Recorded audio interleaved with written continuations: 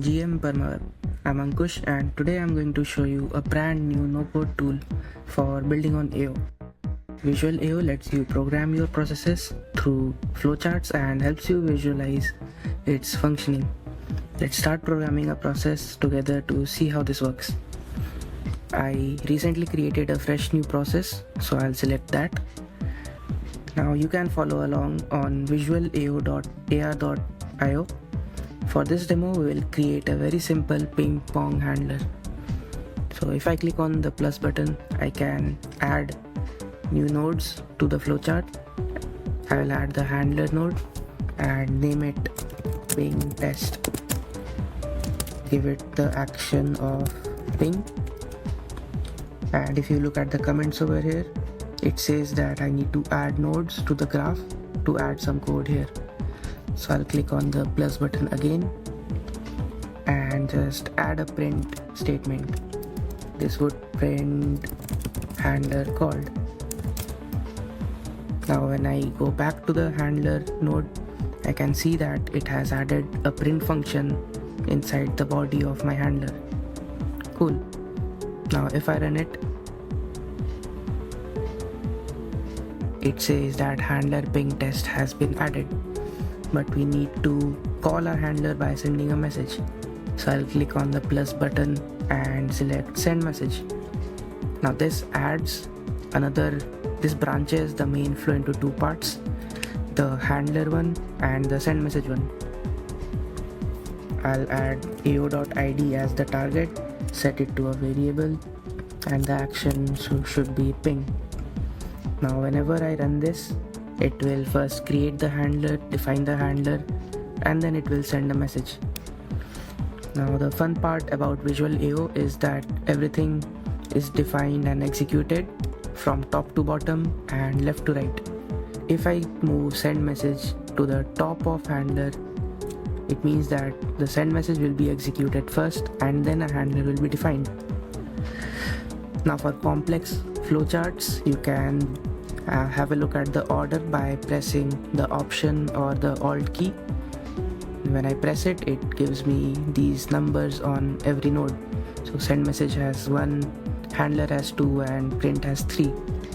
This denotes the order in which they will be created and defined in the process.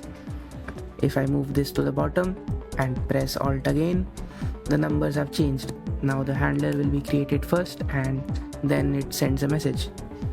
This is what we want, so I'll click on run. It creates the handler again and sends a message. And we get a response that handler was called, which was actually this print node inside our handler. Let's add another node to it that sends a message. We'll say message.from, set it to a variable, and inside data I'll just type you have been ponged. Now I'll run the flow again. It redefines the handler and sends a message. The print statement works and I also got a message that I have been ponged. This is actually this send message node.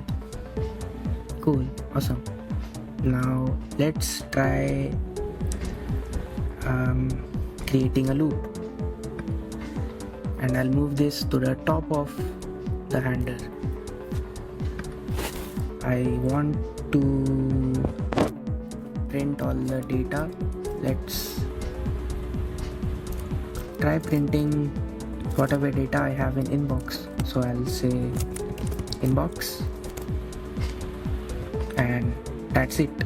If I want to iterate to every item in the inbox, I'll just give it the name of the variable and let's add something in the body. I will add another print function and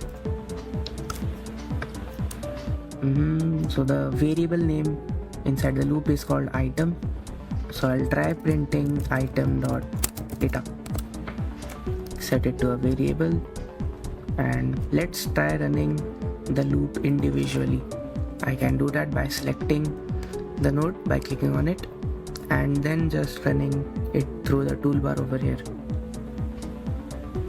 And if everything went right, it prints you have been ponged, along with an empty line over here, which is, I think, the data for the first inbox message that does not have any data.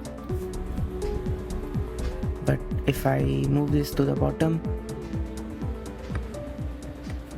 oh, also by the way, you can format your flow using the format button and also view the entire code at once.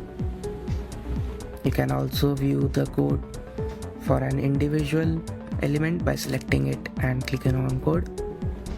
But let's try running everything again. It creates the handler, it sends a message, and then it runs the loop that prints all the inbox messages. As you can see, I got another message after the loop was called, so I'll run it again to check. Yes, I got this twice because the handler was called twice before. Interesting.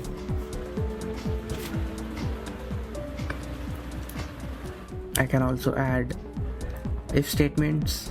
So if a condition is true, then all of the rest of the nodes that is attached with the conditional will run. I can also create tokens.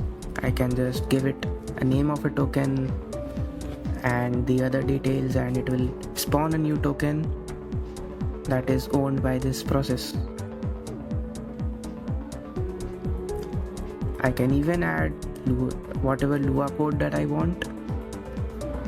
So if I make this do something like print inbox #inbox, and whenever this runs, this will print the latest inbox message. If I run this now, it should print you have been ponged again. Oh, it prints the whole message. And if I format the entire thing, it arranges all of these into a easy to read manner. Thanks for sticking to the end. Happy hacking!